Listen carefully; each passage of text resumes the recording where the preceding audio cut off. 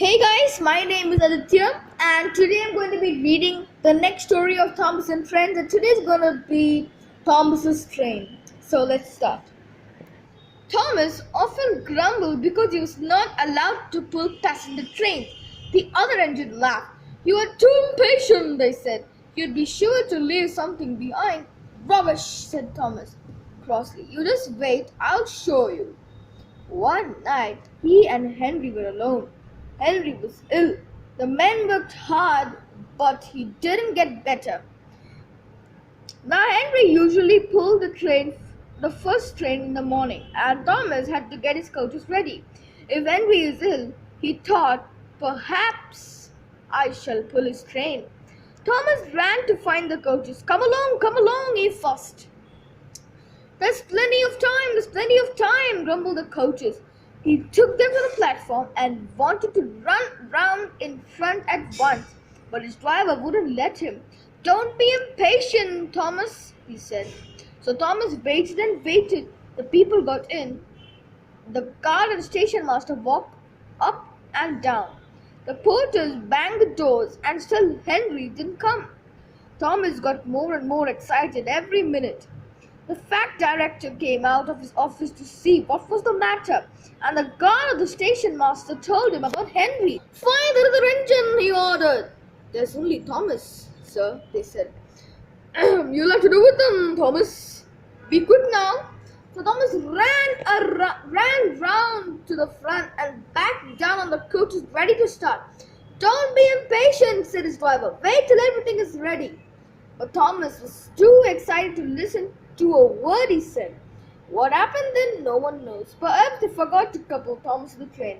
Perhaps Thomas was too impatient to wait till they were ready. Or perhaps his driver pulled a lever by mistake. Anyhow, Thomas started. People shouted at and waved at him, but he didn't stop. "They're waving because I'm such a splendid engine," he says. "Henry says it's hard to pull trains, but I think it's easy. Hurry, hurry, hurry!"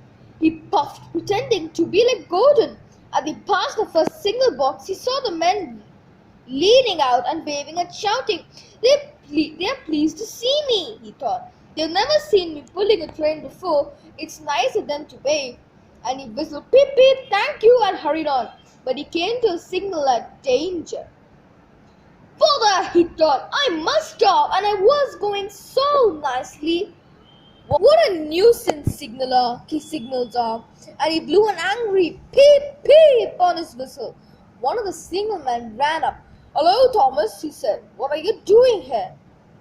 "I'm pulling a train," said Thomas proudly. "Can't you see?" "Where are your coaches then?"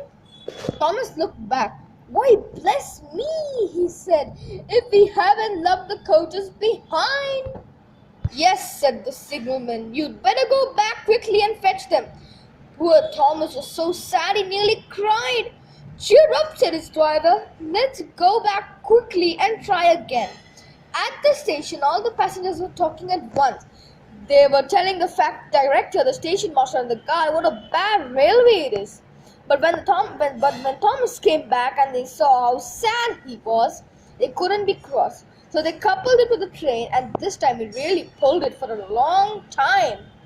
But for a long time afterwards, the other engines laughed at Thomas and said, "Look, there's Thomas. He wanted to pull a train but forgot about the coaches." Thomas was very sad. Well, I'm very sad as well, so why don't you give a like for Thomas? Subscribe for him. Bye.